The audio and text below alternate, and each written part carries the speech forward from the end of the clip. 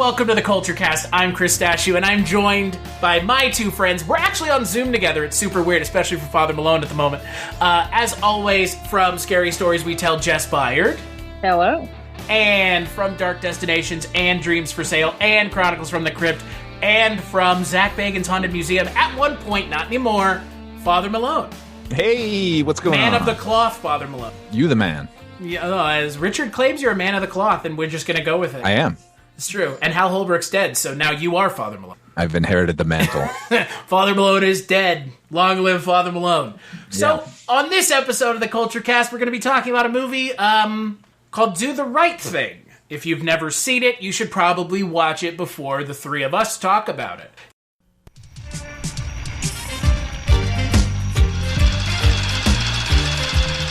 Ooh-wee. It's gonna be a scorcher today. Universal Pictures presents a new film from Spike Lee. Good morning, Miss Mother Sister. Now, Mookie, don't work too hard today. The man says it's gonna be hot as the devil. I've been here 25 years. The South's famous pizzeria is here to stay. Trust me. Mookie, the last time I trusted you, we ended up with a son. I know you can't stand it. You can't stand it. Hey, Sal, I forgot the brothers from the wall here. You want brothers on the wall? Love. Get your own place. You can do what you want to do. What I tell you about that noise? What I tell you about them pictures? You talk some brother talk to him. You the man. No, you the man. No, you the man. No, you the man. The first time you turn your back, boom. Right here, man, in the back. Y'all take a chill. You'd like to sign a petition to boycott Sal's famous pizzeria? Hear me, what you ought to do is boycott that no-good barber that messed up your head. And that's the double truth. Rude. Fight the power. Fight the power. You know, deep down inside, I think you wish you were black. Who told you to step on my sneakers? Who told you to walk on my side of the block? Who told you to be in my neighborhood? I own this brownstone. Who told you to buy a brownstone on my block, in my neighborhood, on my side of the street? I can't even hear myself think! From Spike Lee, director of School Days and She's Gotta Have It. Good people, please. If we don't stop this, and stop it now, we're gonna do something we're gonna regret for the rest of our lives. Doctor? Come on, what? Always do the right thing. That's it? That's it. I got it. I'm gone. It is going to be a difficult discussion in some respects because a lot of the things that happen in this movie are real. I mean, ostensibly based on real events, and now we've seen things more recently, as in, it seems like every fucking week at this point, that we're gonna... I mean, yeah, it's, you know, what's really sad about the movie is at the end of the movie, they're, like, naming all these people. And I'm just thinking, like, yeah, let's name some more. Because it would take, like, another 20 fucking minutes. That's beside the point. But yes, we're talking about Spike Lee's Do the Right Thing. So the film is directed, produced, written by, and starring Spike Lee, along with Danny Aiello, who I think we saw in a Dreams for Sale episode at one point. Does that sound right? We? Yeah, he was in one of them. I remember, like, wasn't he in the one where the guy, wasn't it the Bogosian episode? Didn't that also have Danny Aiello in it? No. Well. Yes! Aha! See, yes. See, I knew it. Been a while. Yeah, a lot of shows, man. It also has Ozzie Davis, who plays JFK in Bubba Hotep, which is fun. And directed Compton Comes to Harlem. But there are a lot of people in this movie. We'll talk about them when we talk about them. But before we go there, I had never seen this film. Obviously, that's why we're talking about it. But Jess, starting with you, was this your first time watching it? If it wasn't, when was? And what did you think this time? It was my first time watching this. This was one, it was much like you, Chris. This is one of those very, very well-known, very talked about movies that just kind of fell through the cracks for me. You know, knowing so much about film from that era, obviously I'm familiar with it. I'm Spike Lee. This is probably one of his most well-known, if not most well-known movies. The movie that kind of made him, you know, propelled him to where he's at now. Black Klansman Spike Lee, as we say it. Yeah, exactly. Which I did see and I did like. But yeah, this was my first time checking this movie out. So what did you think? I mean, I liked it. I hesitate to say that because of how heavy of the subject matter it is, You liked it in as much as you could like it. Yes, I liked it. I can't say that I was entertained. And I can't say I would watch it again. What about you, Father Malone? When was the first time you saw this? Because I know this wasn't the first time. Opening day in 1989, which I'll always know that this movie came out in 1989 thanks to Public Enemy's first line of Fight the Power, 1989. I saw this in Boston with a predominantly black audience. I had been a Spike Lee fan. I had already seen She's Gotta Have It. I love School Days. Was very excited for it, and I loved it when I first saw it. This is a movie that friends and I have quoted for 30 odd years now, and honestly, I have not seen it in about 20 years. So I was happy to rewatch it, and I think it's it's a fucking masterpiece as far as I'm concerned. It's it's probably his best known movie because it is his best movie. It's rare how rare for a movie where all the components kind of gel together in this way. The dialogue in this film sings. It jumps out of the screen at you. I mean, it's very much, as I watched this, it's a poetry piece come to visual life. Right. Like this, everything that's happening on screen, the rhythm, the movement of everybody, what they're saying, the dialogue, how each group of people has their own sort of like thing that they're focused on, that they're concerned about in their life. It all just kind of felt obviously like, this kind of moving art piece, this art piece to a screen. What about you, Chris? I never seen it before. I mean, it's, I'm similar to Jess. I liked it as much as I could like it, but the scene towards the end of the film is brutal. I don't know any other word to put it. I mean, it is as close as any one of us could be to being in that scenario without being in that scenario. That's how effective Spike Lee and Ernest Dickerson's Spike Lee's direction and Ernest Dickerson's camera work. That's how effective it is. I hope to never be in that situation, as I'm sure none of us do, as I'm sure all of us hope to never be in that situation. But this, I feel like, is as close as we can get in a film sense. Obviously, in a film sense, you have investment in characters, stuff like that. I mean, you can watch body cam footage from police officers, thankfully, now. But, that scene aside, like Jess said, it is so lyrical in its script and the delivery of the lines and the actors. I mean, everything. It's one of these few films where I watch it, I'm like, I'm not sure I would change a damn thing about it. And Spike Lee changed the ending, too. And he changed it to less positive, which, similar to last week's episode in Chinatown, another positive ending becoming negative, working for the overall feel of the film. I'm not sure this film would have earned a happy ending. Frankly, I think the point of this film is similar to Chinatown.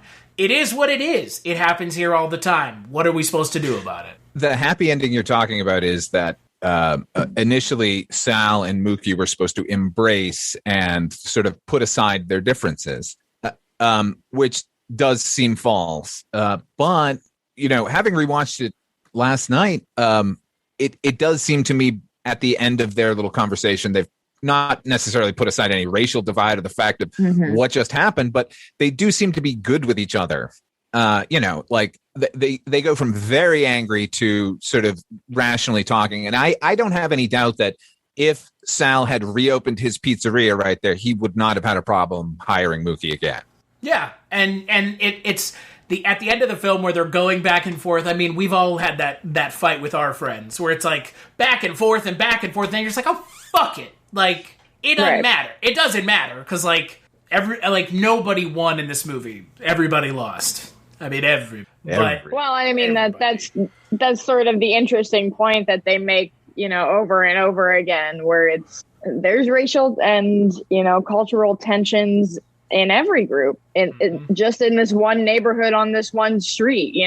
Everybody has a problem with someone else, but at the end, when they're sort of descended upon by what's supposed to be a protective force, they all kind of end up in this is what it is and kind of this camaraderie of like, well, we all live in this neighborhood together and we're all treated the same by the people that are supposed to be protecting us, or, you know, anybody else that doesn't live in this neighborhood.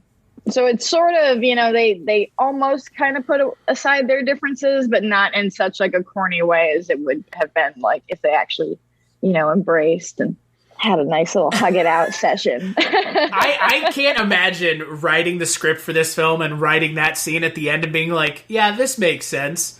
And like, then they hugged. Like, boy, what? Like, if anything, what has the director and the screenwriter learned? Because the audience would come to that. Like, if it had been that, it would have felt false, and it would have felt hollow, and it would have felt like, well, we need to wrap this up and have something to say. It's like, there's nothing to say. I'll go one better. In the original script, once the riot has sort of begun and Sal's is on fire, and they've chosen not to destroy the Korean grocery across the street, at that point, the rain began to fall, you know, thus ending the day of heat, right? So, as I said, I was a huge Spike Lee fan. So at the time, I read the script, sort of initial draft and the final shooting draft, and he put out a book, I think it's Uplift the Race, about the making of that film, which he kept a diary the entire time. And so you can see he's just like, you know, there's a passage basically where he knows how corny it is that it would start raining, right? And then like a couple of passages later, a couple days later, he says, no, it's the police with the fire hoses. They show up. That's the release. But it's also, and this is brilliant, it's a callback to Alabama during the civil rights things where they were turning fire hoses on African Americans who were protesting. So, I like that this script in particular, it's really even-handed, I thought. Like even the scumbag characters in this movie get a moment where they seem human. And you know, he does a really interesting thing sort of right from the get-go about showing how multiracial somewhere like Bed-Stuy actually was. Like, it would have been easy to put this movie with an entire cast of black characters and then 3 white characters who just happened to be, owning a business there. And I think the way he did it is brilliant, which is the credit sequence in this movie. At the time, I thought it was good, like in '89, and I look at it now and it's fucking audacious. The Rosie Perez dancing to Fight the Power with a Bed-Stuy background. It is so... This is a filmmaker who... He makes lots of missteps. The one thing I love about Spike Lee is that he wants to put everything in a movie that he can. Like, and it for the most part hurts his films, but in this case, it all comes together.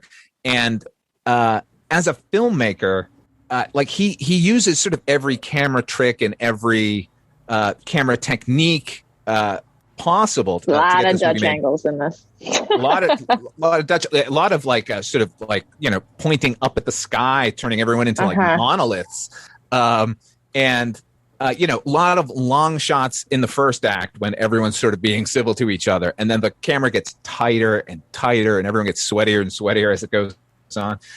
I think this was him obviously operating at the top of his game. Like on instinct almost. Like if he had considered it more, it would have been a lesser film. Mm-hmm.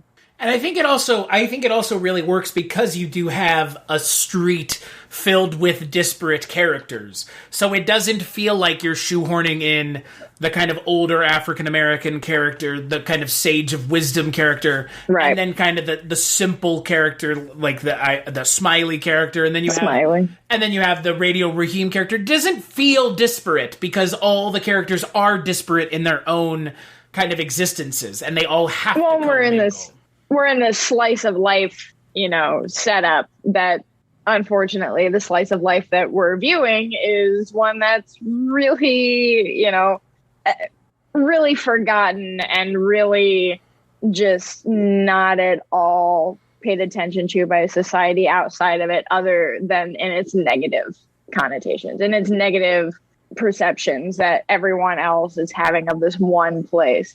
So even when they have their disagreements within, they're still kind of united in this otherism, right? That But yeah, so we're moving along through this neighborhood that is a slice of life, and we're getting all these different characters. We're seeing all these different musings on what's happening right on their street. And that's, I always enjoy a slice of life sort of story where we're just spending time with people and learning about who they are and, you know, what they have to deal with on a day-to-day basis. And that is almost the entire movie, too. Never having seen this before, I thought that the climax of this movie happened much earlier. What about you, Jess? Did you think that the whole kind of the massive scene that this movie is known for, did you think it was going to happen earlier? I didn't think it was going to happen in the last 10 minutes. Well, honestly, I didn't really even know what specifically the climax was. I mean, I figured, you know, sure. As we're building, it's a hot day. Its pressure is literally building throughout this neighborhood, throughout this particular street all day long, between the heat, between, you know, relationship problems, between coworker and, you know, racial problems, things like that. It's just building and building and building. So I do feel like that scene is well placed, that it is that kind of, because throughout this movie, it's tense, but it's not so tense that you're absolutely 100% waiting for something to happen, that you're just like, all right, come on, happen. You get to spend time with these characters. And like, you know, there are some kind of like, you know, fun parts, musing parts. There are, you know, you enjoy getting to know these characters, even the sort of scumbag characters like John Turturro's character. Like you get to know these people, you know, they're not great, but they are just real people. And you get to spend time with them and you get to see how each little thing in their life builds and builds and builds to this ending pressure cooker that is quite literally about to explode. Yeah. And it's just one instance, you know, a representation of something that's happening across, you know, the country, across the world, across humanity at large. This is just one tiny little example of Americana that it affects everywhere. Yeah, the movie always seemed like well, to me, it's a perfect snapshot of that time and place. Like the fashion, the sort of things people are saying, the way everything looked. It's so specific to 1989 at that moment. Even the conversations they're having are about sort of, you know, events that were going on at the time. And yet, and what's funny is at the time, people kind of pigeonholed it that way, that it was a situation that happens in neighborhoods like this, not realizing how prescient a film it actually is. That it's a metaphor for this whole country, and no matter what the racial makeup of those characters in that particular place, and we're certainly seeing it writ large nowadays. Coming to a town near you, who knows at this point? Like, I mean, it happened. It happened as close as Omaha to me, like last year. I mean, it wasn't a cop, but it was similar situation. And it was. It happened in Cleveland. Yeah, and it happens everywhere. Like, you know, it's a fucking, and it happens in Vegas. I mean, of course it does, all the fucking time. Like, it's for me, this film should be required viewing for anyone who goes to school in this country. Like, when you turn 18... Not just for film students. No, when you, like, in your senior year of high school, or possibly earlier, you should I mean, you can cut the whole Rosie Perez, Spike Lee sex scene out because it made her uncomfortable. It's completely unnecessary. That's fine. But everything else that happens in this movie is so important. And, like, honestly, the fact that more people don't talk about this movie and more people don't need... Like, the more people that need to watch this movie aren't watching this movie... speaks to the loving ignorance that so many people choose to and love to participate in. It's a fucking shame because this movie is entertaining to a point, but I mean, when I was watching it with my wife, she did not know what was going to happen at the end of this film, and her and I were almost like in tears. I mean, it's fucking atrocious and it's brutal. The movie's 3/4 entertaining, I think. Yeah, and then the quarter that is not entertaining is not a detriment. It is a horrible gut punch.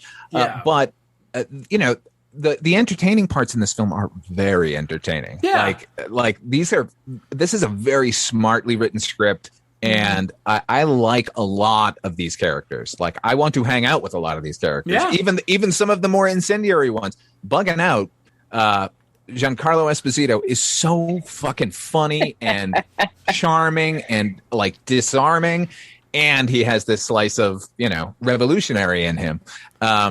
But Radio Raheem as well. Well, like what a great character! This character who constantly wanders, playing the one song, and is given respect by everyone, and thus the natural sort of match to the flame. Finally, at the end.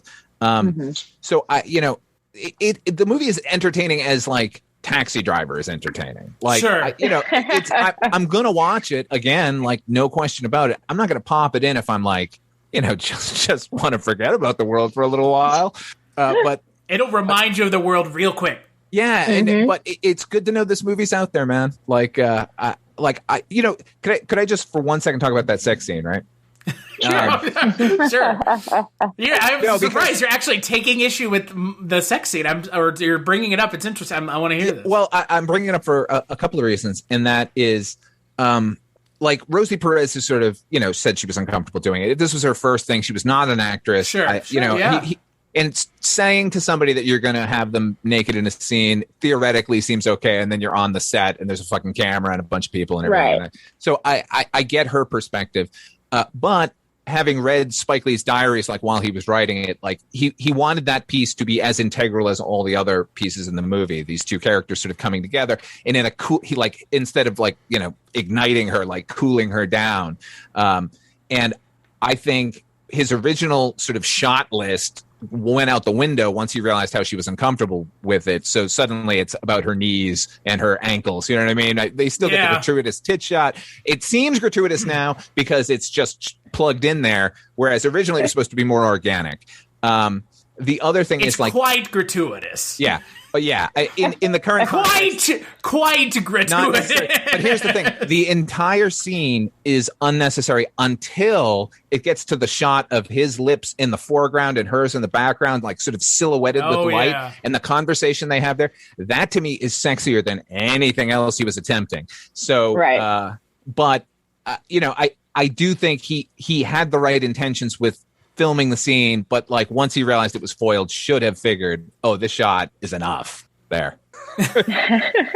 So you're essentially contending it is almost a useless scene, partway useless. I mean, once the ice trays come out, until the close up of them sort of talking when he's telling her he's going, that's unnecessary. It's almost a perfect film. Yeah, but again, like. The whole my whole thing with this movie is this movie's like a force for good. It feels like how could you not watch this movie and become more empathetic towards your common man? Like I don't see how you could watch this movie and not interpret it like, yeah, we're all on a different page, but we're all in the same book, my dude. Like, criticism at the time was super heavy against him. Oh my god, saying that like this was like a call to arms, and he was advocating violence. Remember when? Okay, what was the last movie you guys remember that was considered a call to arms and people were worried about it? Please, let's compare it to that and let's talk about that. Go for it, Father Malone. You know what it is. Come on. I actually don't. You both saw it. I'm pretty sure it came out. Okay. Let me walk it back. The guy won an Oscar for it, and I don't think anyone in this podcast would agree he deserved it. He won it last year, 2020. The Joker. Remember how everyone was like, this is a call to arms? Yeah.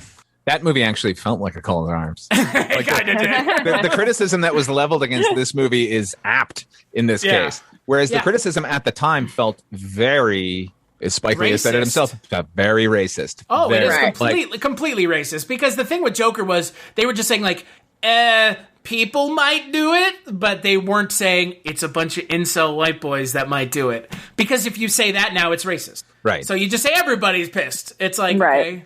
Like everybody should be pissed. Everybody, but only show movie. Those white boys. Yeah. But everybody should be pissed. Like, why is it an African American thing that Do the Right Thing would make you mad? Because black movies. They incite black people. Who can't help themselves. But that's not a racist comment. Right. No, totally not. Get the fuck out of here. If you make that comment, it is mind-boggling to me how you could not think that's racist. Yeah.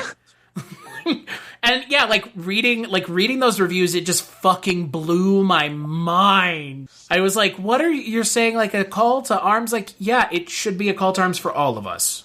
And he went so far as to put a quote from Malcolm X and Martin Luther King at the end. Mm-hmm. Like, you could not, other than him showing up on screen and going, make your own choice. Like, I don't know how more even-handed he could have been with the treatment of this without resorting to sort of melodrama or, you know, treacly kind, like the ending as originally done. It wouldn't have even undercut everything we had seen before, but like, people were mad that he didn't take a firm stance one way or the other and spell it out for you, as if art is meant to do that at all. And to be fair, in this situation, is a catch-all answer always the best answer? No.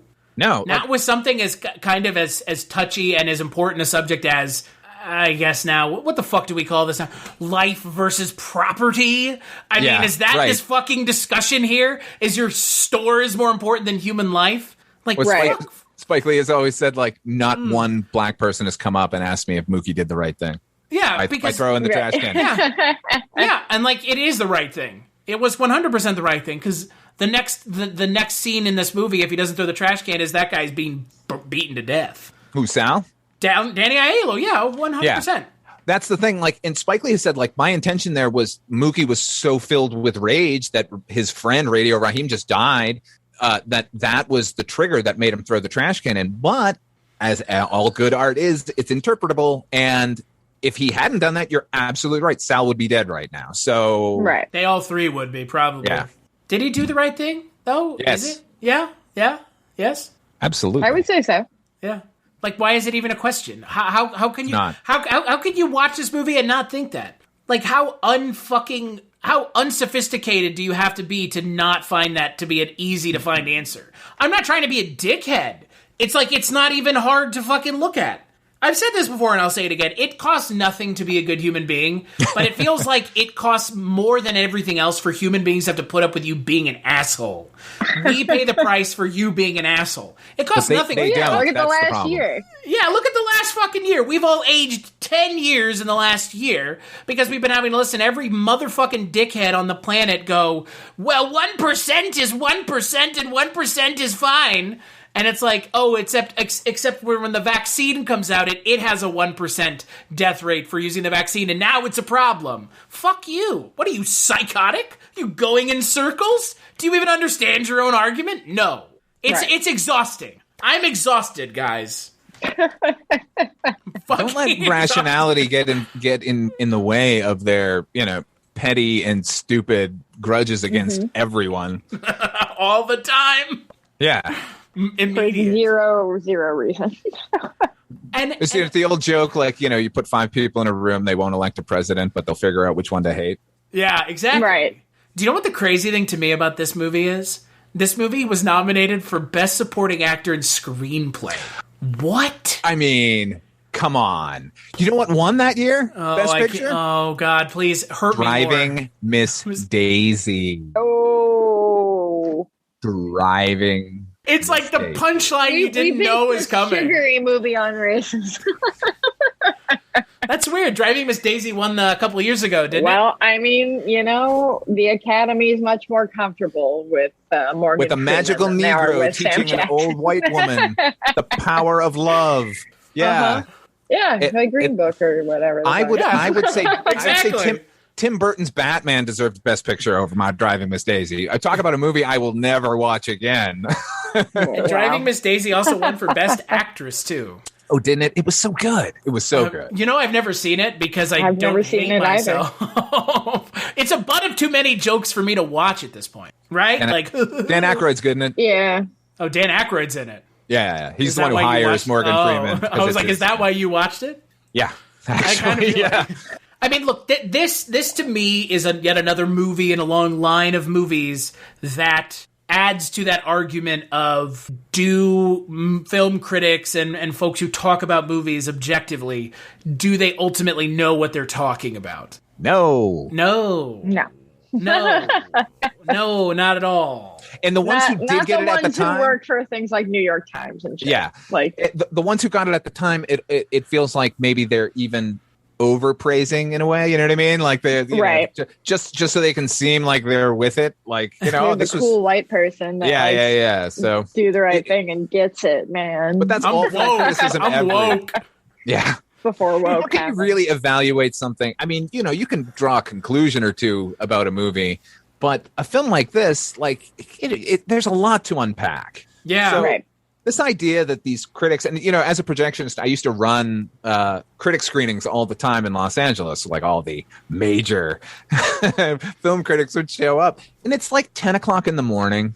Like they've just rolled out of bed, and then like you throw something like this at somebody. Like, how are you supposed to, the problem is the film critics don't. We roll out of bed. The film critics spring out of bed gainfully because they're employed writing their terrible opinions about movies, and they get to see the movies for free. They love their job, right? But they're safe in their jobs too. I've gotten movies for free that I wrote bad reviews for because hey.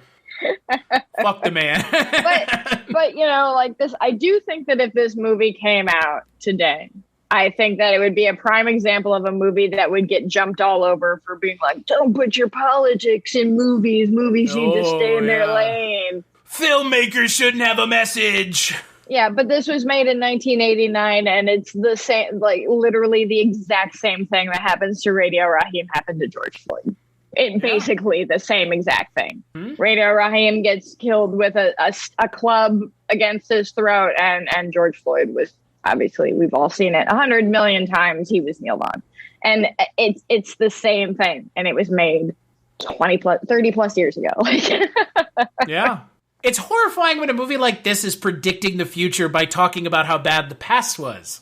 Right. Well, what's funny is I don't think it even predicted the future. It was like, here's what's going on. And then it continued and continued and continued and continued. Yeah. And now it's just unfortunately something that didn't change.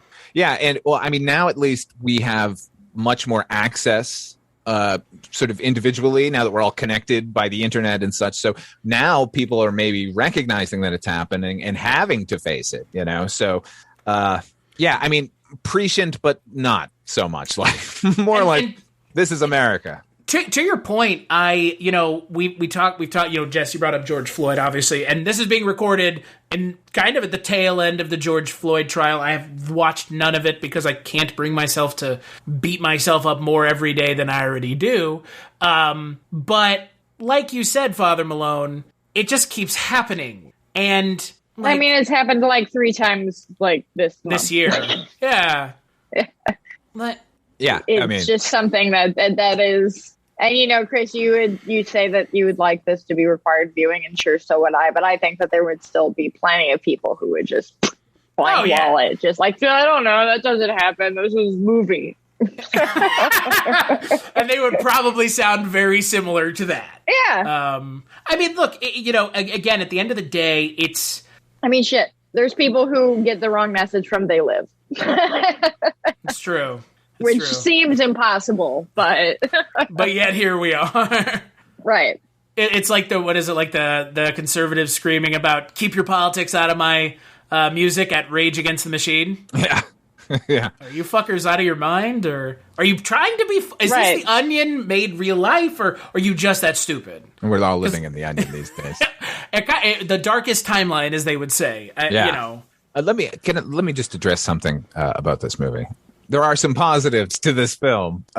One of which was, and I know this was a conscious choice on Spike Lee's part, in the early 90s, it seemed like everyone was wearing an African medallion, little leather loop. You see it a lot in the characters in this movie. And that was Spike Lee looking at the landscape of sort of popular entertainers, where they were all wearing like big rope gold chains.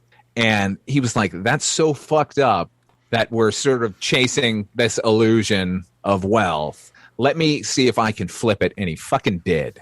So it's one of the things that, like, when I go back and I watch the movie, I think like, wow, for a time there, this movie made an effect like right away. And it's just one more thing that I like about this movie. And let me go further. Not about the same thing, but Public Enemy is my favorite sort of hip hop band of all time. And the song that they wrote for this movie could not have been more perfect. Fight the Power is probably their most popular song, but there's a reason, because like the movie itself, I think it's a fucking masterpiece. As far as an entertaining song that is also a call to arms, it's pretty fucking rare that you can do it. And pretty rare to ask somebody to make a song for your film and sum up the film as well as they did. Yep. Because it's about fighting the power, man.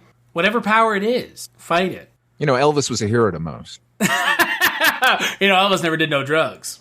I don't know if you know that. Elvis never did no drugs. Are we doing an Elvis month here soon? We're doing an Elvis month here soon. I bet we are. Thanks to one old Father Malone talking some, except no Elvis in brownface, which is the big stunner of the. Sorry.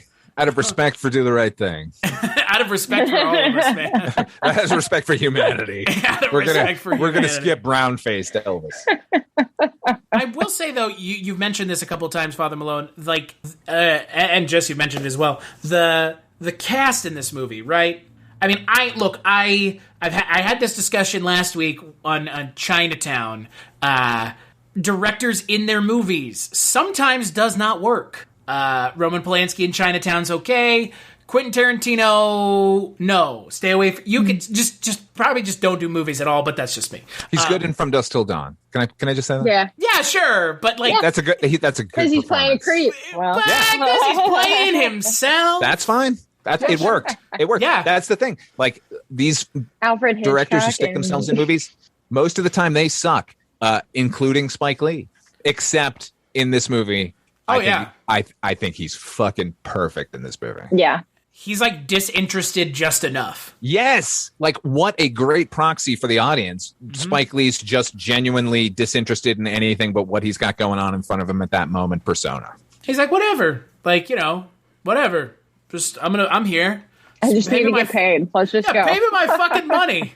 But like, Spike Lee's great, and then Danny Aiello is great as well. And like you said, Father Malone, he should be the villain of the movie, but he's not. Decent guy. Yeah, but he's not. Nobody is really the villain. Well, except for the cops. Wow. But, fuck the cops. What is it? What are the kids saying? But you know what? Even early on. All bad cops or whatever. ABCAB. One cop, bad cop, two cop, blue cop. I don't know. I don't fucking know. There's some like TikTok. What is it? ACAB. ACAB. A cab. A cab. All cops our introduction. All cops are bad. Okay, gotcha. All cops are bastards. Oh, all cops are bastards. Oh, yes. Is that what it is? That's what it stands for. That's a big assumption on their part. Kind of painting a huge brush. yeah, exactly. But like, I'm not endorsing it. I'm merely telling you letting what us know. The first scene with the cops in this movie is when they've opened up the fire hydrant and they end up spraying that one guy's Cadillac. Frank Vincent, come on. Yeah, okay. Now go home and get your fucking shine box, Father Malone. Absolutely. Who's great in it, and the scene is great. And as I said, like, I feel like the script was very even-handed and tried to do right by everyone. And like, that guy's like, hunt these kids down, and the cops are just like, you're not even supposed to be here. Like, just get out of here. Like, why was he there? I don't know. He's just driving for the plot. Yeah, for the plot, maybe. Sure. But, other people in New York are going to drive through that neighborhood, He made a wrong turn would probably be the real answer. So, I mean, Bed-Stuy is that near Bensonhurst? Not particularly. Okay, because Bensonhurst is Bensonhurst predominantly Italian. Yeah, where all the Italians or was. I mean, it's all gentrified at this point, right? I would say so. Yuppies, they'll burn it all down now. Bed-Stuy has 3 Zagat restaurants now. Like, get the fuck out of here! Like, holy shit! That like reading about Bedford or Bed-Stuy now in 2021, it's like, oh god, we're Attack of the Hipsters. Yeah, the true villains. We are the trash. I as somebody who's in New York within the last like 3 years, it's all pretty gentrified. Yeah. But Brooklyn is so cool. And man, I did want a nice, good fucking slice of it. New York pizza while I watch this, man. I don't blame you. I mean, I assume Sal's Pizza was good. Like, I'm sure. I actually thought it looked bad. It looked like, it had that movie quality where it's been sitting on the set for too long. Like he keeps tossing it into the oven. When he takes it out, it's just like that oven is not on. Mucho that pizza crispy. is not cooked. And you know what? The extra cheese, you should just be adding that anyway. Don't charge them for don't that, be a you fucking prick. dick. Takes the Parmesan cheese out of Buganout's hands. Come on. I will say, though, I like, and I don't know if this is intentional, again, up for interpretation. I do like that Spike Lee is kind of making a comment on what I consider now to be a very potent brand of folks on the internet who get angry at everything, and that's the Bugging Out character, where his sister's like, dude, use your anger for something useful, not getting fucking pictures up on a wall, you moron. Like, use it for good. And like you're making a big deal about the wrong thing. Yeah, and like that message, like that's why I think some people also need to watch this movie, because it's like you need to pick your battles, guys, because if you fight about everything, then nothing can be important. If everything makes you angry, then nothing is important. Then everything is the same level of anger. Get the fuck out of here. Come on. If it's all the end of the world, none of it is the end. Yeah, exactly. Yep, and it's like, look, the pictures of all the, fucking, they're all a bunch of eye ties. And it's just like, what's the fucking his point? Pizzeria. Yeah, it's his fucking joint, dude. Come on. Like, and that's your point, Father Malone. Like, Danny Aiello's character, like, in 9 other movies, but not this one, he's not the villain. But in 9 other movies that are written by a less deft hand, he's the, he's the real problem. We're examining, like, people in a very real level, and where they're all complex, conflicted, flawed people. Mookie's got 2 women going on this whole time. He doesn't see his son ever.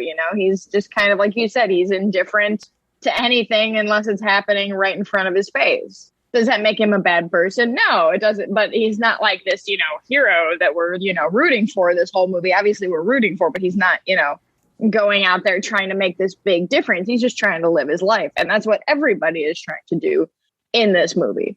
They're just trying to live their life and do what they want and not get shit on for it, at least as much as humanly possible. And, we see it trickle down. It's trickle down, right? From like, you get shit on by this person, you're going to, beat up on this person. They're going to beat up on this person. They're going to beat up on this person. It's just this domino effect of a literal boiling pot. Trickle that's down just about to Jessanomics. explode. Yes. Trickle down Jessanomics. Hey. She coined the term here first on this podcast. Trickle down Jessanomics. We've never heard that one before. To your point, though, Jess, like the fact that these characters are being written like real people is the only reason this movie works. Yeah, 100%.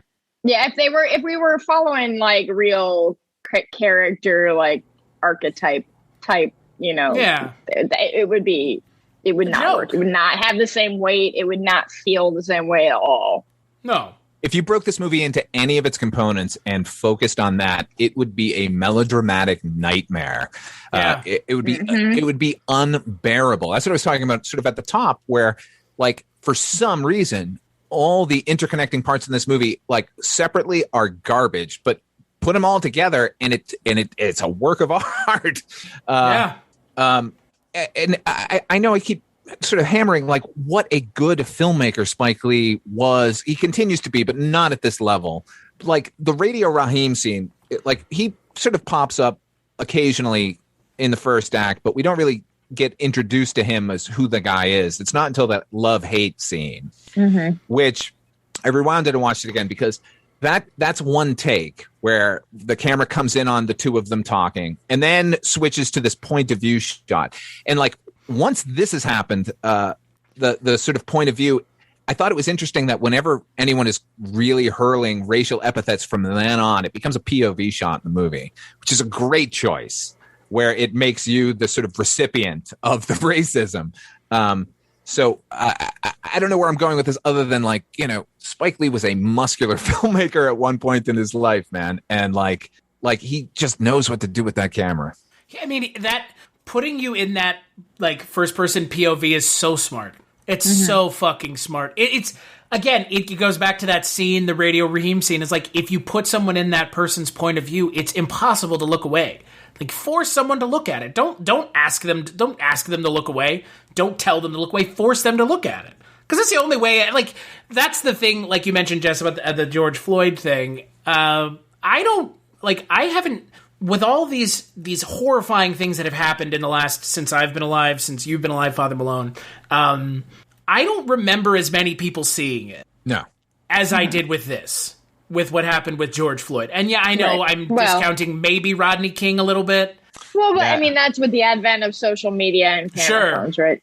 Yeah. Oh, yeah. Like if we had all had iPhone, if everybody had iPhones when the Rodney King riots were happening, that would have been seen. If Twitter and Facebook had existed, that's just, for better or for worse on the social media front, it at least does provide a constant outlet of, no, this is what's going on. It kind of calls back to when Vietnam was happening, and they actually showed, they would send journalists in and, military people that it was their job to take video, take the cameras out because we have this technology now. And then they would show some of it like on the news and stuff like that.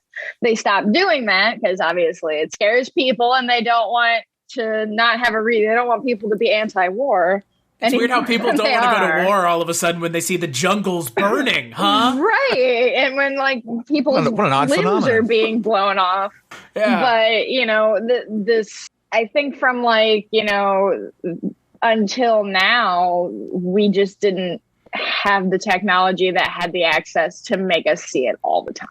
And yes, that's a good there point. is something to be said too, about whether or not it is really a good thing to be completely inundated in it, but it needs to be seen, and we as people have the ability to control what we intake, but it's really hard to avoid what's happening unless you are actively trying to not see it because you don't want to.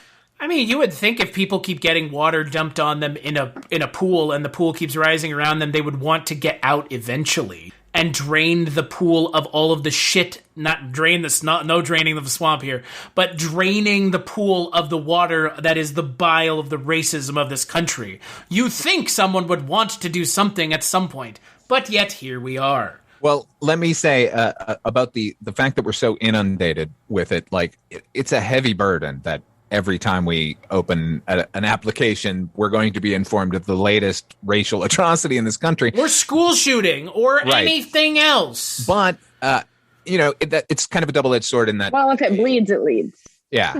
Well, and that's always been the case. But you can kind of get inured to it, or, it can be sort of enough is enough. And I think we might be approaching the enough is enough as far as the racism in this country, because, I was in Los Angeles in 92 during the Rodney King trial, and it was all anyone could talk about, but it was all anyone could talk about after the 11 a.m. news and the 6 p.m. news and the 11 p.m. news. So it was kind of compartmentalized. I mean, it was writ large that this happened and is a problem here in the country, but it was containable, I think, in people's minds.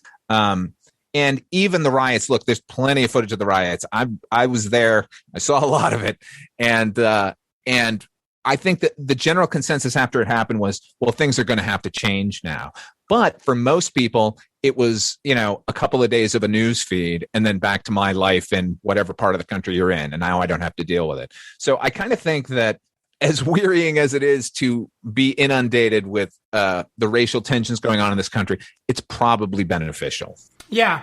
I mean, smothering that news and not allowing it to exist is a bigger problem. Just like making you look through the character's eyes who's being discriminated against in this film, it's kind of good that everyone is being fed a steady diet of what's wrong with us. I mean, that's one of the beauties of film, right? Is that you can really, with, perspective, camera tricks, atmosphere, anything, you can really force an audience to be in that moment that you want them to be in. Like there are, I can think of several movies that that hook you and you have to stay there because there's literally nothing else going on. Like, this is what's happening. I think that's kind of, maybe it speaks very much to how social media works now, where it's right there and it's the worst of the worst because we got to get these, shock value headlines with these, crazy pictures to go along with them because we know that's what gets clicks. On top of it's what's actually happening too. Yeah. And, when most people try to make a polemic kind of film where here, I just want to get a point of view across, those movies fall immediately to the wayside. Like, it speaks to the success of this movie that it made enough people uncomfortable at the time that they railed against it. And, you know, you never underestimate the stupidity of the American people, right?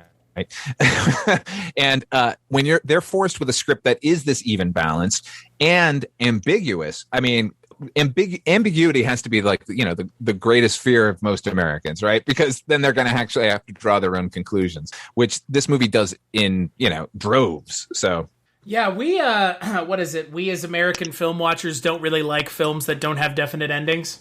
No, we need things wrapped up in a nice little bow. And we need it force-fed to us with a spoon, a baby spoon, airplane style. And I don't know why it is. Like, I don't know what it is about this. Classic Hollywood. Not only do they not want an ambiguous ending, they want a positive ending or nothing. Right. Yeah. I mean, it's like... I mean, honestly... They died at the end. How could I like that? Yeah, I do think that it's very much a product of, you know, we were talking about the Oscars earlier. It's a product of that classic vintage Hollywood where we're just living in set life, where everything is these big costume, you know, musicals or dramas or whatever that always have these, even with the films that attempt to hit, you know, a heavier subject matter, still always end with the person, you know, our leading characters out on top and for the better. And I think that that's something that's a very American idea. You know, we look at other countries and other films where they talk about really hard subjects a lot more bluntly than Americans do. You know, we don't, it comes down to, you know, Chris, like we had the podcast with the Mort Mike folks for Scary Stories, where other countries are real upfront about death and don't worry about it. And they're like, yeah, aging happens, people die, whatever. That's, you know, we have this whole thing behind it. Whereas Americans are so like, we need very much kind of like Mookie, where we're indifferent to anything that's about 5 days after. We need something that we're paying attention to right now, because thinking about those bigger picture things is uncomfortable and scary, because culture and, you know, society, all those big picture things that shape how we are, we just kind of want to look away from the stuff that really wants to hold our attention and talk about things that maybe aren't so comfortable. Not even ignore those things, but like actively angry unless everything is comforting us at all times. Yes. This made me upset. Stop doing that. No. I mean, maybe we should take heart in the fact that our disinterest in helping our fellow man isn't necessarily racially motivated at all times. People just don't give a shit about anybody. Thing. Yeah. I think it's really just, it's really just, I don't want, could this possibly get me harmed in any possible way that I would be either, you know, maimed or murdered? Then I don't want to be a part of it, because I got to live in my fantasy world where I don't die. Does this thing benefit me? Then it's good. Does it not? Right. Then it's bad. Like that's where we're at. Make me think uncomfortable things. I don't want to do it. Yeah.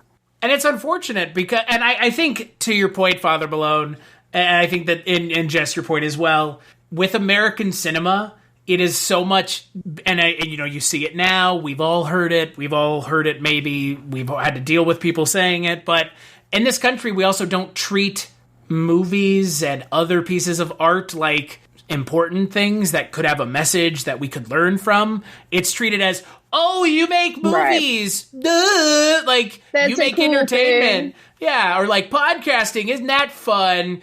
Do you make money? And it's like, well, first off, the money is neither here nor there. But secondly, like, you should know that if you're watching something, the person who's making it has an intent. The intention behind this podcast was to get me to watch this movie, and hopefully the audience listening to this podcast and anyone else who finds it to go watch this movie, and hopefully they will tell other people who haven't seen it or people who have to watch it. That's the intent here. It's not a fucking surprise. I'm not a man of mystery, for fuck's sake. But here's the thing. The people who made this movie, Spike Lee, Bill Lee, Ernest Dickerson, all the actors, they were trying to tell a story too. And that's important. We can't devalue our art to the point where it's like, it's only for entertainment and that's where it starts and stops. Like, that society, I don't want to live in it. I don't want to live in it. No, that's a society for, I mean, you know, popcorn entertainment is there. And hey, I'm here for junk food movies. Yeah, of course. Now, I love them, but that's the beauty of movies, right? We've talked about it time and again, where you can cover anything and everything in this medium. If you want to just make movies to entertain people because you want to entertain people, great, do that. But you also have to understand to tell morals and metaphors and teach people lessons for aeons. We have fables for a reason, or we have cautionary tales for a reason. That storytelling is how we as a society understand things and have it in a palatable way, rather than going straight out on the street and seeing some horrific crime happen in front of us. That's what I don't fucking get. We take these stories to make something terrible. You know, that's why we love, the three of us here are big horror fans. There's a lot of talk as to why people love horror movies. Horror movies can be a very cathartic thing. It's how, you know, it's a way to process really horrible things that happen in the world. But with this story that was created for you with, like you say, an intention behind it. And it's that step away from actually having to experience the thing yourself. I don't understand in this country, if you don't want to learn, but you're willing to watch a movie, don't complain when the movie's trying to teach you something. Right. What is your fucking deal? Like, look, are you fucking nuts? We live in a country where people won't read subtitles. Hey, I don't want to read when I watch movies. Guess what? You come to my fucking house, the subtitles are always on. Yeah, you don't same like it? Here. Go home. Yeah, for English language things. You know why? Because sound quality really varies from streaming device to streaming device. And sometimes you don't pick up on things. Sometimes there's subtleties that you don't... I mean, you know what? If you don't like subtitles, like, what's it really about? Tell me what it's about with you not liking subtitles. I don't like foreigners. Right. Yeah, that's what they're saying. That's what I want. Yep. I want my movies to be American, damn it. That movie seemed pretty good, but it would be better if they were all speaking English and it was made here in America. There wasn't a radioactive lizard in it that was supposed to be the ones that the Americans created. So I worked at Best Buy a long time ago, 2006, 2007, and Pan's Labyrinth had come out on DVD. And this person had purchased it and evidently did not read that it was a Spanish language film, therefore had English subtitles. Called us up at the store, therefore I was the one to answer the phone. So they called me up at the store and proceeded to just yell about how dare we sell them basically a non-English language film. Like, why would we even be selling this? It's and valid question, right? How can you, why do you care? Don't fucking want, I mean, Pan's Labyrinth's a great movie, but fine, don't watch the movie, whatever. Just return it and shut the fuck up. That's the best part, is they probably didn't watch it. Like, they just turned it on and immediately heard, like, hola, and they were like, I'm out. Do people that don't watch films with subtitles, does it make them, like, physically ill? Oh, God, no, I don't want to fucking read. I think that it's, I mean, I'll say that, like, you know, the three of us have probably been watching movies with subtitles for a very long time since we started really getting into watching film and being film nerds. And sure, there is a learning curve to it, you know, being able to watch and read in the same, you know, like learning, because with subtitles, you don't have to read every single line, right? Sometimes there are things you learn how to skip and you know when to do that. And I get the kind of intimidation of that, but it comes down to, and this is different. I'm not used to it. It makes me uncomfortable. I don't like it. This wasn't made for me. Yes. But I can't accept that when it wasn't made for me. See, that's fine, because not everything is made for somebody. There are plenty of things out there that I don't like that people love. Guys, I have to leave. This is invading my space too much. That mentality is wild, isn't it, Jess? That people genuinely can't accept that something might exist not for them. Yes. Like, why can't I like it? Why can't I be able to like this? Well, because you didn't expand your mind enough to let yourself like it. So, Your taste is on you. That's really what it comes down to. The funny thing is, it's like, it is actually made for you, you dummies. It's just in a different way. Like, you know what I mean? I don't think any filmmaker is like out there like going, I've got a very, very specific audience. They want to reach as many as they can. So it's like, yeah, it is their own sort of, mistrust of anything new that keeps them from enjoying the movie. And speaking of the stupidity of people, the first movie I showed as a projectionist was the recently refurbished director's cut of Brazil. So the marquee on my theater just said Brazil, and I can't keep count of how many people came out of the movie like 20 minutes in and going, when did they get to Brazil? Oh God. No fucking Were you hoping you were watching a tourist movie about Brazil? They absolutely thought they were going to step into a movie about Brazil in some way. It was at least going to be set there. I wanted to watch a documentary about Brazil, damn it. So weird. It's like, I just saw this marquee for a movie called Brazil. That's all I need to know. Is that a thing? Is that a thing that like sane people do, is go to a movie they don't know what it is? Yes. Yeah, sane people, I don't know, but it happens a lot. I worked at Regal. Okay. And I would, particularly during the day, it didn't happen very often during the night because people who come to the movies at night seem to have a plan. Like, it's a date night, it's a family night, it's a whatever. People who come to the movie theater at 2:00 in the afternoon on a Tuesday don't have plans. Generally, they're old people. But there were plotted their day. Yes, there are plenty of people that would come in that were not old, but there were so many old people that would come in, have no idea what any of the movies were about, and would either A, ask me to explain what every single movie was, or B, just pick whatever was playing at the time they happened to show up. So I worked at Regal when Bruno came out. Ah, wonderful. I love where this story's going. I had to return so many old people tickets because they would just randomly go see Bruno and like walk out 10, 15 minutes into the movie. So yes, it is a thing that people do quite often. We'll just come to movies and just be like, yeah, sure, I'll see it, whatever. I worked at a theater that had like a discounted day.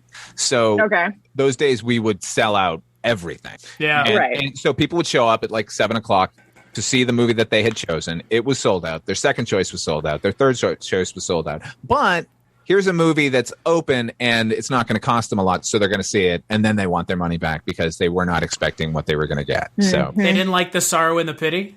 Yeah. 3 hours. Want to see How long can you watch it for 3 hours? Yeah. Right. I hated when we would give, we've gone very off topic here, but if you were a person and you go to Regal and you didn't like the movie that you saw and you asked for like a complimentary ticket to a free movie, fuck you. You stayed through the whole movie. Yeah. You watch the movie and your taste is on you. You don't get your money back because you didn't like the movie. Yeah. Especially if you knew what it was about going into it. Like I used to say to people, like, did you not, was there nothing on screen? And they're like, no, it was on screen. Like, could you hear the movie? Like, yeah. Like, was the seat comfortable? Like, yeah. Like, well, when we did our job, like, right. You have an issue. Movie theater is to provide a place and the movie. Yeah. We're just exhibitors, man. We're not controlling the content. Write the executive producer and see how much they give a flying fuck about whether or not you like the movie. They'll send you a comp. I ate the hamburger, and you're telling me that now that I've eaten said burger, I can't get a refund on said burger that I have already eaten. It wasn't cooked well enough. Yeah. You ate the whole thing. Yeah, you licked the plate clean. Sir, we can serve more food on this plate. What do you want from us, sir? Please. I mean, look, I can't imagine watching this film in the critics' like version of watching this film.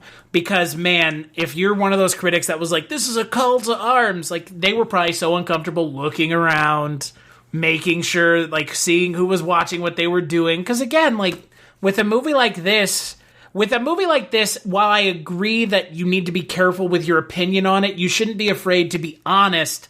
Just don't be a fucking racist. Right. It's not that hard. Right. You cannot like Get Out and say you don't like it without being a racist. Yeah. Right. You just say, I don't like the movie. It wasn't my cup of tea. I thought Black Panther was okay.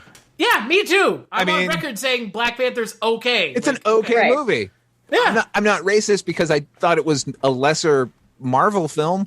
Like, and at the same time, Chris, like, because we shared the opinion on that movie, like you can appreciate how important the movie is. Right. While at the same time recognizing that, it's a flawed movie. The action wasn't great, Yeah. It has the Marvel thing where at the end they just fight a different colored version of themselves. He was in a black suit, the other guy was in a yellow suit. It was a little weird. Yeah. I saw that in Ant-Man. They did that in Ant-Man. Same fucking thing. Don't do it again. And then they did it again in Captain America. They did it again in the Hulk. They did it again in every one of the fucking movies. But yeah, no, I don't understand. I don't understand the critics' response to this, but I will say without you do actually. Yeah. Oh, that it's just stemmed from racism. I mean, it's just like if you have a problem with the ambiguity, a film, like if you're a serious film critic and you saw this movie and all you took away was white people are bad, you've got a fucking problem. Yeah. Well, exactly. Yeah. Yeah. You missed the point entirely. Yeah. The point is that we're all terrible. You are John Turturro. Yeah. Well, John Turturro's character is a boy. Bruce. Yeah, boy. Bruce. Pino. I will say, like, who's like, I guess the morally righteous character in the film is the Ozzie Davis character. Kind of, but he gets his too, doesn't he? When those that group of kids, man, oh man, they fucking lay into him, and they're not wrong. That's part of the sort of even-handedness about this. It's like, yeah, you've seen some shit, but like, But you're still just kind of a drunk. Yeah. At the end of the day, man, like, you're fucking, You've doing declared odd yourself jobs so you can buy Miller Lite. Yeah.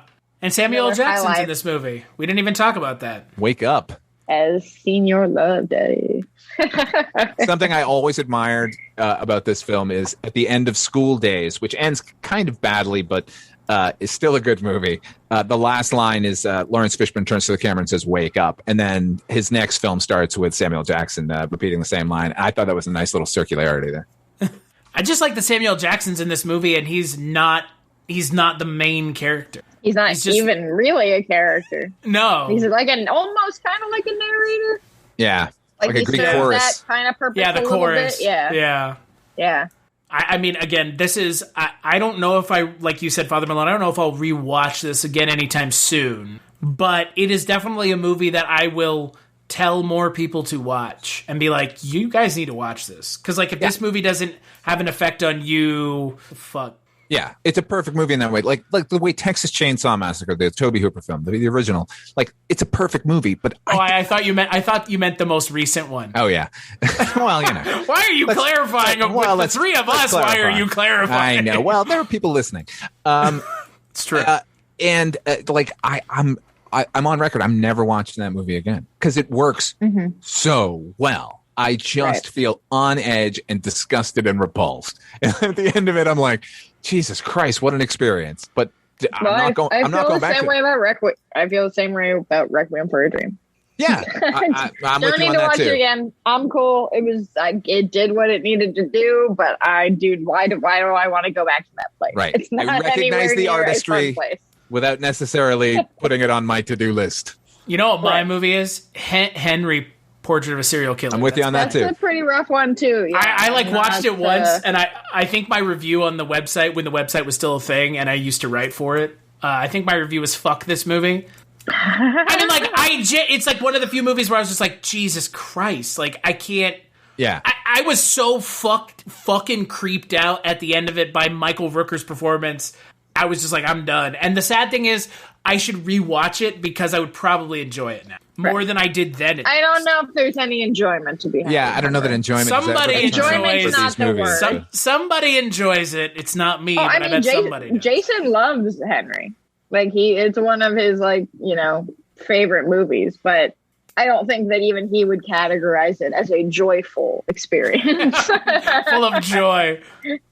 This does not spark joy in me to watch the movie about the guy murdering everybody. Yes, just Marie Kondo that shit right now. What are some other movies that are in this kind of category? I mean, I would say probably a lot of the kind of 70s exploitation movies, like Rape Revenge stuff, I Spit on Your Grave, Last House on the Left, Sallow, Cannibal Holocaust. which is not a Yeah, Cannibal Holocaust, Cannibal Ferox, a lot of that stuff. I guess it depends more on your palate, on like what creeps you out.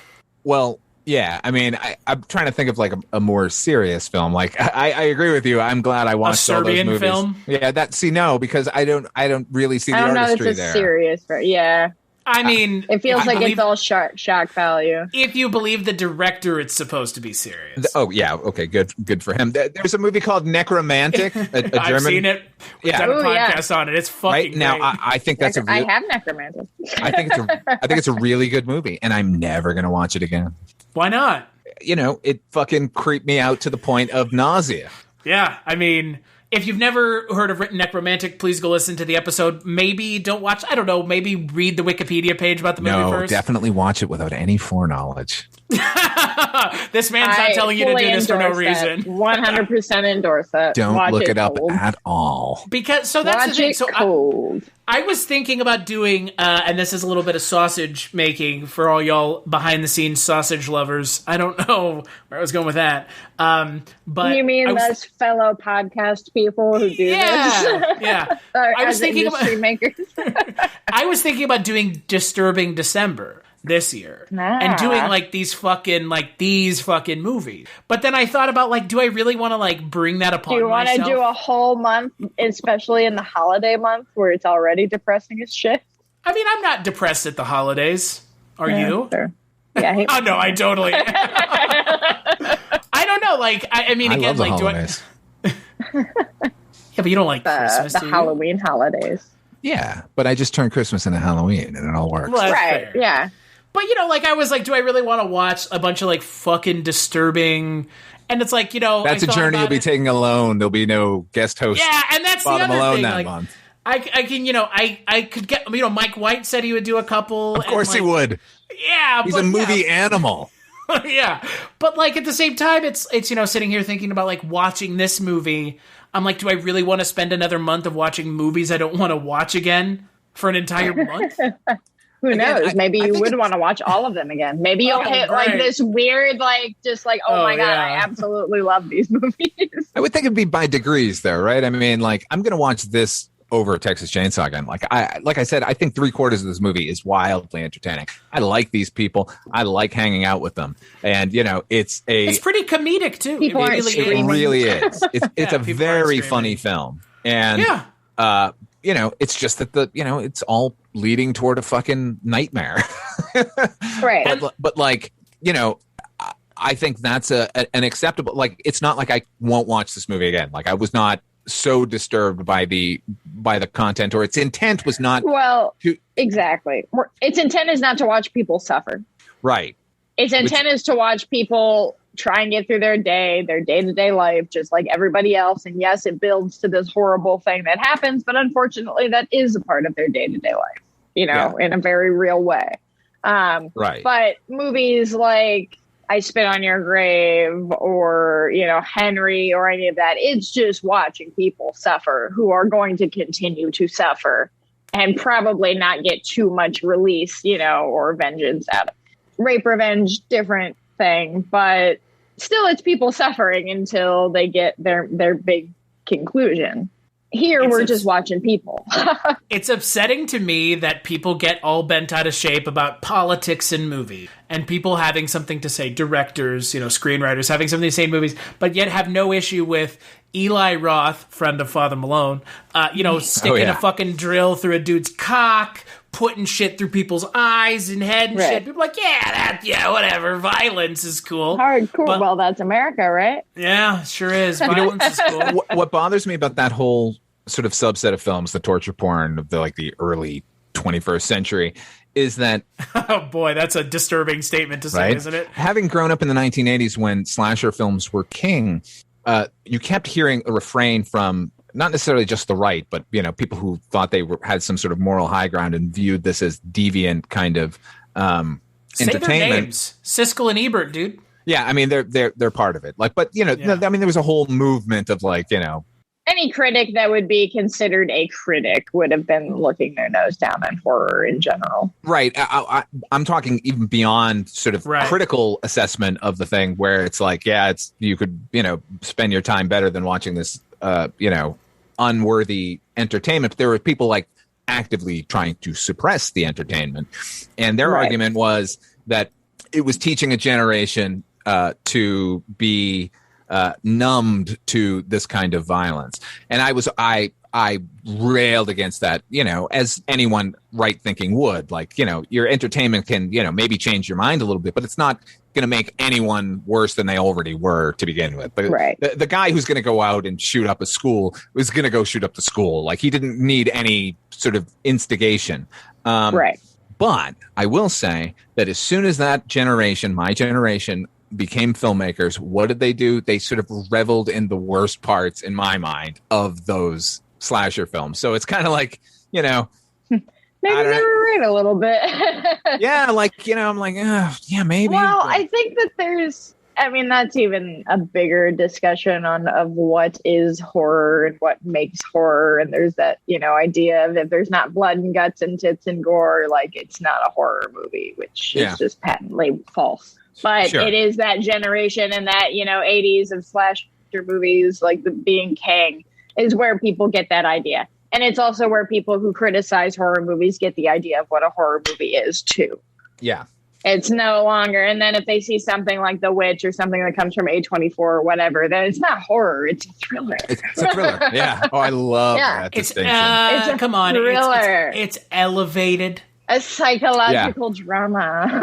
It's elevated horror. This is horror I liked. It's art now. Fuck you. Yeah. Right. Friday the 13th Part 3 3D is amazing. Yeah. It really is. and it always cracks me up that each generation finds a new scapegoat. In the 80s, it was the movies, the violent movies. In the 90s, it was the internet. And now or I guess in the 90s, it was probably the music. Oh, right? it was music. Yeah. And then now in the aughts, it is is video games. Video games. I feel like it's more so was. Now I feel like it's just like social media is the plague of all. Like, that's just where people, I think, are it have was settled. people all along. Yes, we are our own worst enemy. God, what a fucking shocker. And that it really is the message of do the right thing. We are our own worst enemy. Look at that. Right all the way back around. We went up the path and came back down the path the other way. Nicely done, sir. But yeah, it really is. And if you walk away from this movie, like Father Malone said, if you walk away from this movie thinking all white people are bad, you have missed the message of this movie. Yeah. You've willfully missed the point of the movie. You have not paid attention at all. You came in with this notion that this is a polemic against white people, and that's exactly what you took out of it. And that's where I mentioned once again, like I said, it doesn't cost anything to be a good person, but the rest of us pay for you being an asshole. I will go one further. If you are a racist, it must be really hard for you to hate other people, because loving everybody is pretty goddamn easy. I mean, it's... Unless they're assholes. They're assholes. Well, there you go. Then they're really easy to hate. Then I don't want to love them. But anybody ultimately can be an asshole. I will. That's the thing, you fuckers. And anybody can be an asshole. Yeah. Right. Yeah. So, on that note, Father Malone, what would you give Do the Right Thing out of 5? As 5. if it needs a score. Yeah, okay. 5. Yeah. I'd rate it higher. 5. Yeah, 5. Like, what? It lives up to what I have heard of it. It is, and as far as like being a person who likes writing, who loves writing, who wants to be a writer, this is one of the most tight, just well-running scripts, just well-flowing scripts I've ever heard. 2 for 2 now, 2 weeks in a row where the script is good, the movie is good, and together they're amazing. Chinatown, great script, great movie. Fantastic. Yeah, and this movie, Roman great script, Polanski's a monster. Movie. Thank God Spike Lee's not a monster, but Roman Faye Polanski Dunaway is a crazy person. Okay, when I brought that up last week, nobody knew what the fuck I was talking about. That Faye Dunaway is like kind of like after she did Mommy Dearest, she says she's been talking to Joan Crawford's ghost. I believe it. You guys are saying yes, and last week they were like, I've never heard anything bad about Faye Dunaway, and I was like, what? Yeah. People are sheltered. One of those people works in the industry, dude. Yeah, well, that's, And the other one loves Chinatown. Please tell me here. I don't understand. I'm lost, man.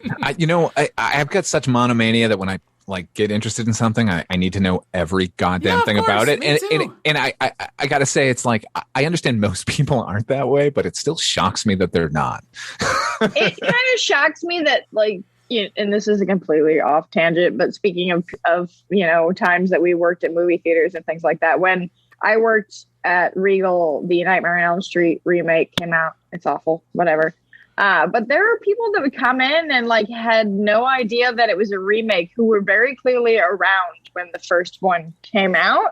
And I don't get it, because I'm like, why do I know more about, like, I've seen every movie in this franchise multiple times, and you were around in 1984 and have no idea that Nightmare on Elm Street was a movie. We shouldn't be shocked, but it's always shocking. Right. Just like the keep the politics out of my music, saying it to Rage Against the Machine. It's like, are you making a joke? Yeah. Like, this is funny. If you're saying this seriously, it's funny. And if you're saying it ironically, it's funny. But my hope is you're not saying it seriously, because if you're saying it seriously, you're also an idiot. Well, and hey, and then if you're also saying it, you better not be a fan of, artists that put the other side's message in their music. Just saying. it only works. It only works when it's not the message you agree with. Right. Then you get and it's a problem. Yeah, well, that's the way it works. I don't know. Did you guys not hear that one? You guys didn't pick up on that already? No. If it's not, yeah, okay. We're just, well, that's why we continue to go in the circle, apparently. Yep. So, on that note, we'll take a break and we'll play a preview for the next Culture Cast. Dear Mr. Brian Boyd, no doubt by now you have received full information about the untimely death of your son. However, there are some personal details that I believe very strongly. No words of mine can ever. He was a fine soldier. Regarding the circumstances leading to his death, felt his loss tremendously. Robert's commanding officer. His heroic service to his country. He's a great soldier, dedicated friend. The grace of God and the aid of your Those son of us that I'm alive. Please accept my most sincere condolences. He will live in our memories. To you, my deepest sympathy. Colonel, I've got something you should know about. Yes? These two men died in Normandy. This one at Omaha Beach. Sean Ryan. This one in Utah. Peter Ryan. This man was killed last week in New Guinea. Daniel Ryan. The three men are brothers, sir. I've just learned that this afternoon their mother's getting all three telegrams. That's not all. There's a fourth brother, the youngest. He's somewhere in Normandy. We don't know where. That boy's alive. We're going to send somebody to find him. And we're going to get him the hell out of there. Some private in the 101st lost 3 of his brothers, and he's got a ticket home. It's not going to be easy finding one particular soldier in the whole damn war.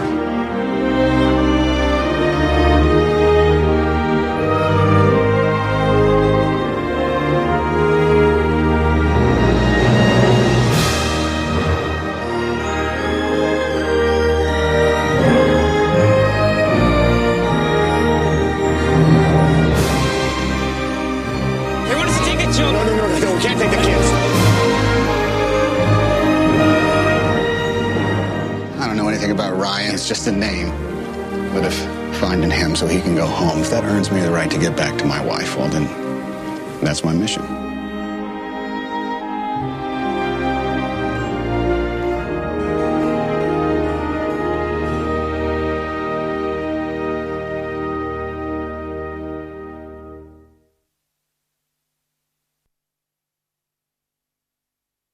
That's right, in the next Culture Cast, we're going to be talking about a movie that I'm actually dreading watching. Father Malone, you probably enjoy it. It's Saving Private Ryan. Oh, yes. I like that movie. I'm dreading it. I like 2/3 of that movie. Guy. I like 2/3 of that movie. It's I would agree with Mike that White statement. says it's a good beginning, and that's kind of it. And then it becomes a generic. Then it becomes a generic war movie. Blonde, very smartly I think it's a written war generic. Yeah. I think, like, as far as the visuals, yeah, I think, like, if what you're watching isn't going to, like, really blow your socks off compared to what other war movies that you've seen, I'm sure. There's some good, challenging moments in that movie. Are you being serious or facetious? No, I'm being totally serious. Oh, okay. Okay, Yeah. Interesting. Okay. But it's still it's a Spielberg film. You know what I mean? So, are you saying it's as good as always? Is that what you're saying? As good as cheeky. Is it as good as 1941? No, because nothing is, because that's a fucking great movie. I'll go to my grave saying what a great movie that is. Yeah, that and Transylvania 6-5 fucking. Look, 1,000. I'm not gonna die on the hill of Transylvania 6-5,000, but yeah, it's a pleasant little What thing. is going on It's with the just- people I podcast with, Jess? How do you like this movie? We outnumber you. You do. You guys, it's me and Mike. It's Mike White and I. Everyone else likes it. Trevor likes it. Heather fucking liked it. Who else? You like it. And fuck, both of y'all like it. What's going on here, guys? I need to tell Mike we need to run for the fucking hill. You're going to chase us back with your Maybe you guys just need to watch it again. Oh, yeah, we probably should, given that it's a Kino fucking Lorber release now, so, because let's devalue our re-releases. But yeah, Saving Private Ryan, I'm going to be joined by Trevor Gumble, and I'm not looking forward to it because I don't like war movies. They're just kind of all the same. But yeah, I'm not a war movie guy, so that's my thing. It's just a genre I'm not super. It doesn't get me excited like horror does. Yeah, but every genre has gems. I mean, Sure, I'm not denying that. I mean, yeah, that goes without saying. So, but until that episode, where can people find you, Jess? You can find me on Twitter at writer Jess Byard. Pretty much everything I do goes there. If you want to hear Chris and I together, you can hear us on our one of two podcasts or two of two podcasts. One season show where we talk about television that lasted only one season, and Scary Stories We Tell, where we're talking about ghost stories, aliens, serial killers, anything that goes bump in the night. And yeah, that's pretty much it. What about you, Father Malone? You can check me out or at fathermalone.com. That's where you can find my podcast, Dark Destinations. It is a half-hour radio drama that I write and produce. You can also, at fathermalone.com, I got links to everything else that I and we do. So you can find links to Chronicles from the Crypt, the Tales from the Crypt podcast Chris and I do, and Dreams for Sale, the Twilight Zone 85 podcast that Chris and I and Mr. Mike White do about the revival of the Twilight Zone in the mid-'80s. I will say, though, Father Malone, I am still surprised, shocked, but happy that fathermalone.com was not taken. Mine. Well, it's yours, but I have still that don't name understand. and I have the other name. It's all mine now. I just don't get it. Like, it's a known thing, and someone didn't buy it. You know what? I've been using this moniker for a long time, and one time I had a friend who I'd known for like at least a year at this point and knew me as Father Malone. He called me the next day that he watched a movie. He said, "Hey, I watched The Fog last night." That's where you got Father Malone. I'm like, yeah. I mean, so it's maybe not as well known as you think. And this is a guy who's my age, so he'd probably seen the movie, but it just didn't stick in his head. I didn't know what it was from. Yeah, and I've still never seen The Fog, so there you go. So I had seen The Fog, and I still didn't make that connection until I was like, oh, okay, I got it. So thus, the domain name was probably just sitting there waiting for me. And to give Father Malone... you were a creepy priest. To give Father Malone a hard time, last time I mentioned Father Malone, you like forgot for a moment that Hal Holbrook played Father Malone, because I was like, hey, Father Malone died, and you're like, wait, oh, right. Yeah, well, I tend to think of Father Malone as me, so... It's okay, I gotta say, I saw The Fog in a theater like 2 years ago, and... not the first time we meet the character, but Janet Leigh's character goes into the church and she goes, Father Malone, like that. And I was just like, hey. Hey, everybody, it's me. But yeah, to close this podcast out, as always, you can find me on Twitter at Christmas Claus. And you can find the podcast on the internet at culturecast.com, patreon.com/culturecast. That's where you can go kick a couple dollars our way. If not, hey, I get it. Times are hard and shit's rough. Fuck. Jesus Christ. It's not positive outside, so we try to be positive in here. That's kind of the point. It's like weird fucking things. The world is still going on, but yet it doesn't feel like it. So that's why you come here and listen to us talk. As the world turns. As the world turns. So big thanks to Father Malone and Jess for joining me, and we'll catch you on the next episode.